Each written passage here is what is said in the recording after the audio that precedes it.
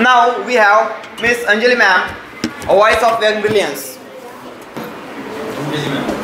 So good morning everyone.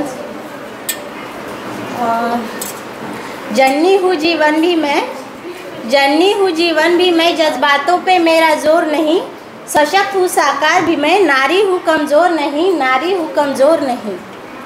Good morning to respected Vandile sir and our chief guest Sonali ma'am.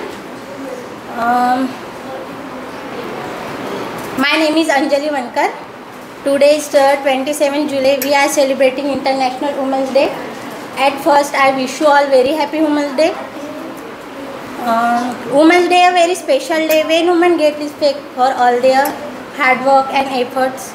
Women are very important in our lives. They are our mother, sister, daughter and friends. She is capable of doing everything. They take care of families, work and health society. So women should feel safe at home, school and work and other fields.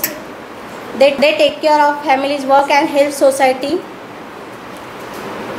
We should always respect and always support them, not just today but every day. So तुम्ही महिलांचा आदर करायला पाहिजे, महिलांना सन्मान द्यायला पाहिजे. ते आजच्या दिवशी नाही तर प्रत्येक दिवशी असं या ओळी सांगत आहे किंवा मी सांगत आहे. महिलांना आजही घरामध्ये आदर नाही किंवा सन्मान नाही, फक्त बाहेरच आदर करतात. नवरा जेव्हा बायकोला बाहेर घरी घेऊन येतो तेव्हा तिचा आदर फक्त बाहेरच केला जातो. घरात तिला हेडसाण, मारझोड आणि तिला शिक्षणापासून वंचित ठेवलं जातं. क्वालिफाईड असूनसुद्धा तिला घरी बसावं लागतं मुलं सांभाळत. का बरं? तर नवरा म्हणते म्हणून, सासू म्हणते म्हणून. तर ह्या सगळ्यांना न जुमानता तुम्ही बाहेर निघलं पाहिजे, शिक्षण घेतलं पाहिजे. तसेच डॉक्टर बाबासाहेब आंबेडकरांनी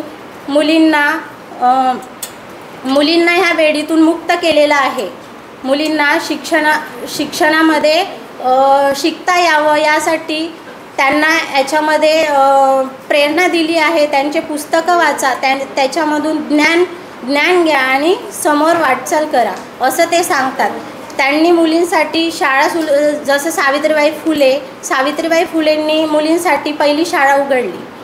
ती पण एक स्त्रीच होती. तिला किती हाल अपेष्टा सहन कराव्या लागला आणि तिला त्याच्यामधून मुलींना समोर कसं पाठवता येईल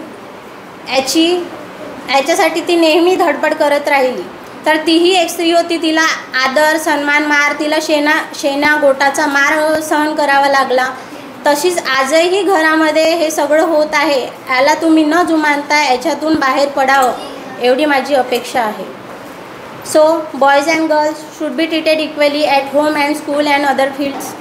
Women can get success no matter which field is it. Listening me, my friends.